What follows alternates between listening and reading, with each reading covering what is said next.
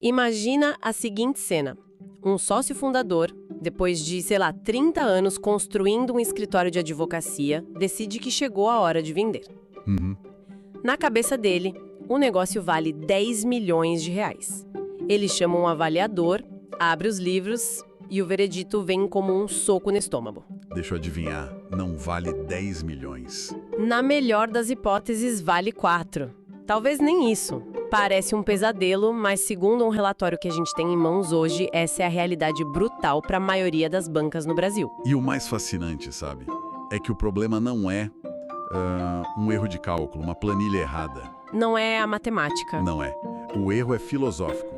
As ferramentas de valuation que o mercado usa foram desenhadas para a indústria do século XX, para fábricas com máquinas, com estoque físico. Certo. Tentar aplicar isso a um negócio onde o principal ativo, como diz o autor do relatório André Medeiros, caminha sobre duas pernas e pode pedir demissão amanhã, é a receita para o desastre. Pois é exatamente essa receita que vamos dissecar hoje.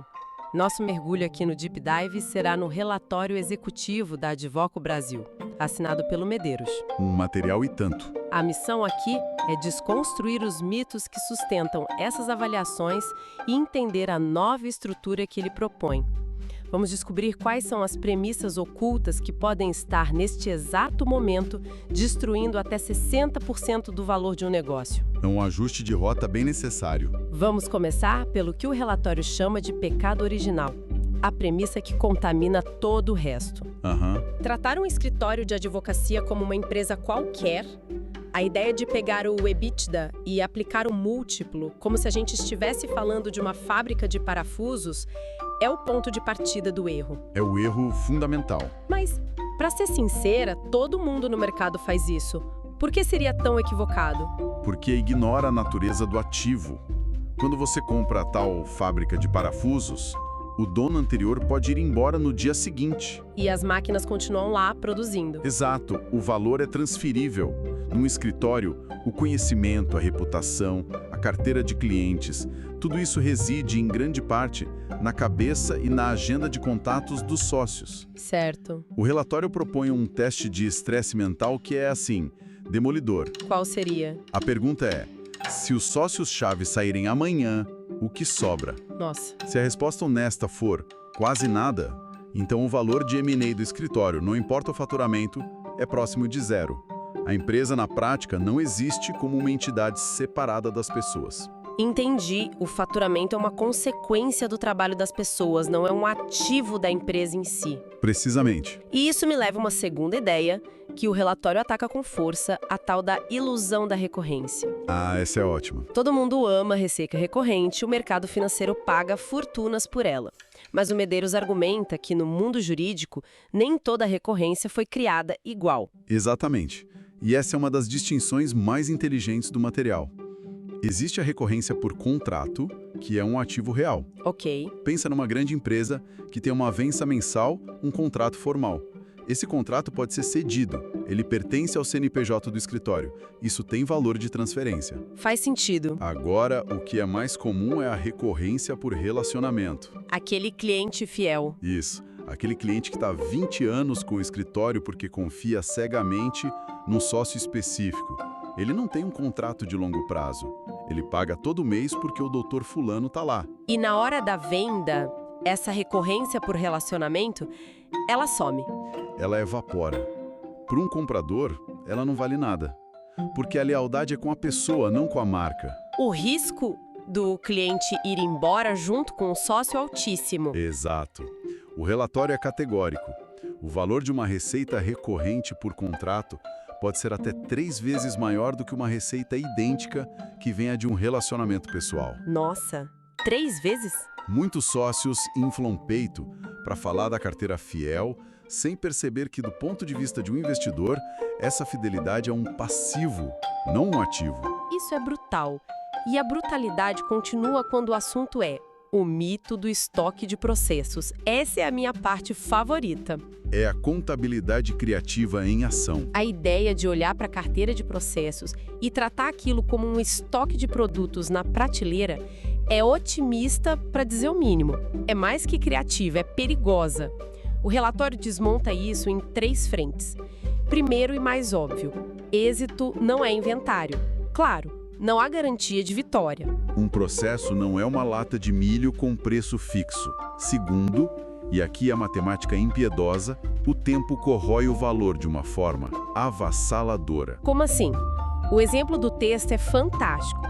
R$ 1 milhão em honorários de êxito a serem recebidos daqui a 10 anos. Se você aplicar uma taxa de desconto razoável, de 15%, valem hoje pouco mais de R$ 240 mil. Espera, repete isso. 1 milhão vira menos de 250 mil? Isso é uma paulada na realidade da maioria dos escritórios que vivem de contencioso. É a tirania do valor presente do dinheiro. E tem o terceiro ponto, que é o passivo oculto que quase ninguém calcula. A sucumbência. Exatamente. Cada processo no estoque não é apenas uma chance de ganhar, é também um risco de perder e ter que pagar os honorários da outra parte. E poucos valuations provisionam isso, imagino. Quase nenhum. Tratar o estoque de processos como um tesouro é, na prática, contar com a sorte. E sorte não tem múltiplo de avaliação, né? Com certeza não. Saindo dessas premissas, vamos para os paradigmas do mercado.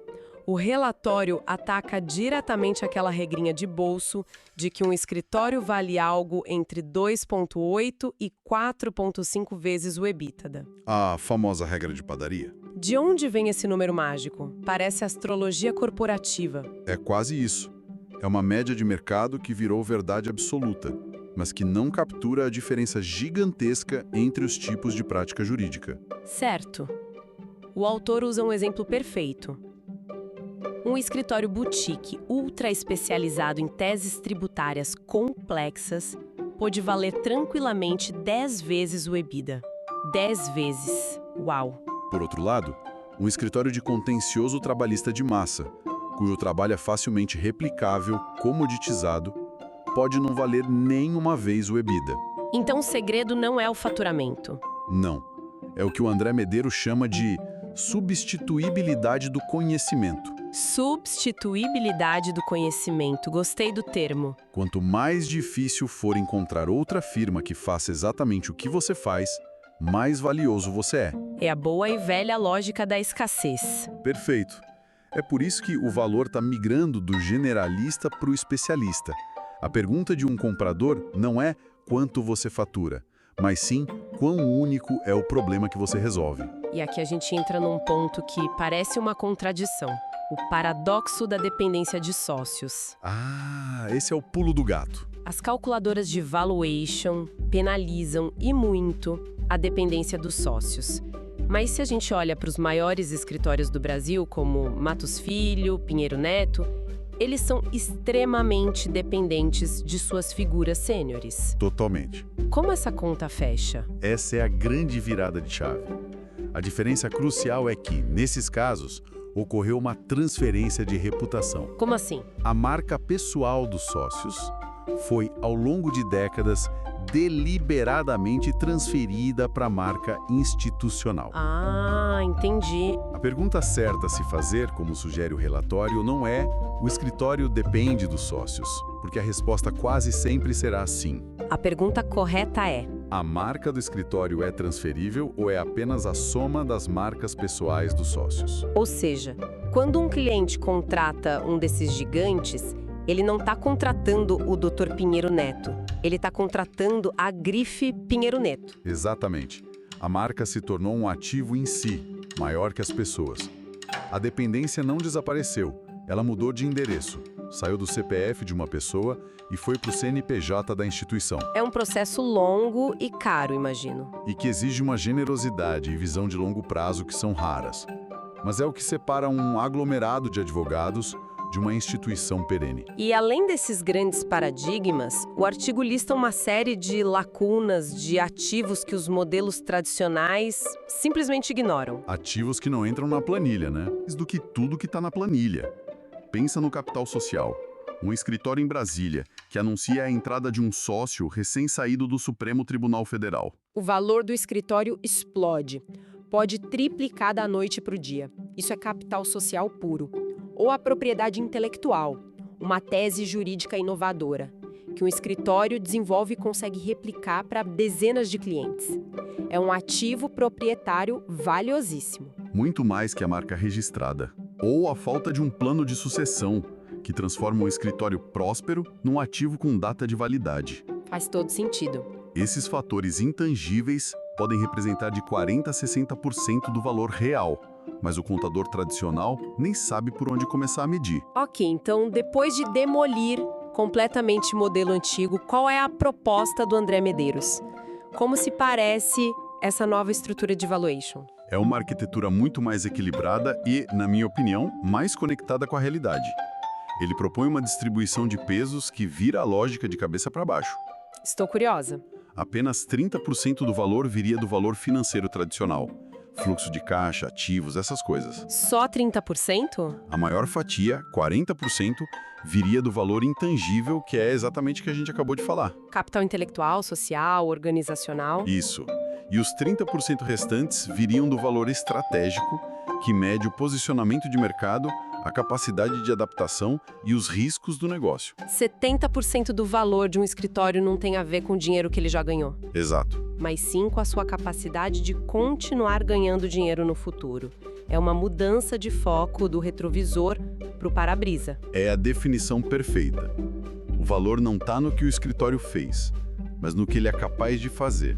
E essa capacidade futura está sendo bombardeada por forças que estão redesenhando o mercado, né? O relatório destaca 3. Inteligência artificial, desintermediação e a potencial reforma regulatória. Vamos começar pela IA. A inteligência artificial está promovendo uma comoditização em massa do trabalho jurídico básico. Petições simples, análise de contratos padrão, pesquisa. Tudo isso virando o trabalho de máquina. Exatamente. Isso vai simplesmente dizimar o valor de escritórios generalistas ou que competem por volume e preço.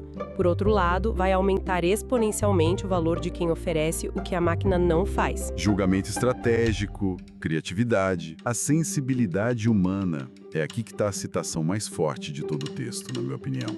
Qual é? Valuation de escritórios generalistas tende a 0.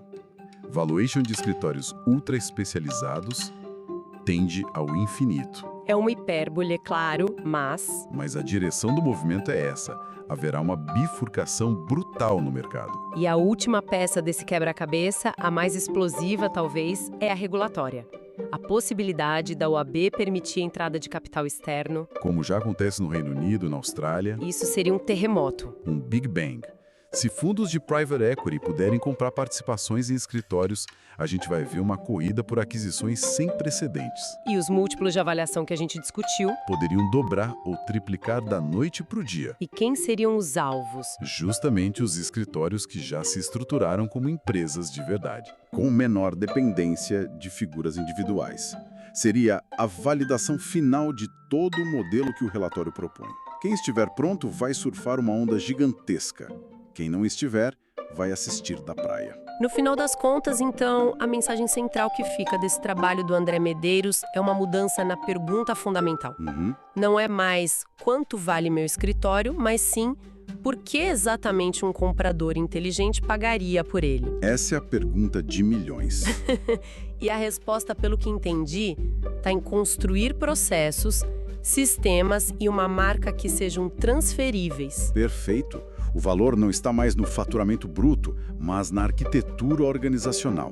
Na capacidade de transformar o que hoje é, em muitos casos, uma coleção de profissionais brilhantes sobre o mesmo CNPJ. Em uma verdadeira máquina de produção de resultados jurídicos. Uma máquina que funcione de forma consistente, previsível e escalável. E a boa notícia, que é o tom esperançoso do relatório, é que os elementos para construir isso já existem na maioria dos lugares. O conhecimento está lá, os clientes estão lá. O que falta é organizar de forma estratégica. Sabe, a gente passou esse tempo todo falando de arquitetura organizacional, de processos, de sistemas, mas isso me deixa com uma reflexão. Manda. O relatório foca brilhantemente no como fazer. Mas e a arquitetura cultural? Um escritório de advocacia é, historicamente, um ambiente fundado no ego, no personalismo de sócios geniais Com certeza. Como se faz a transição para uma cultura de sistemas e processos sem que a firma imploda no processo?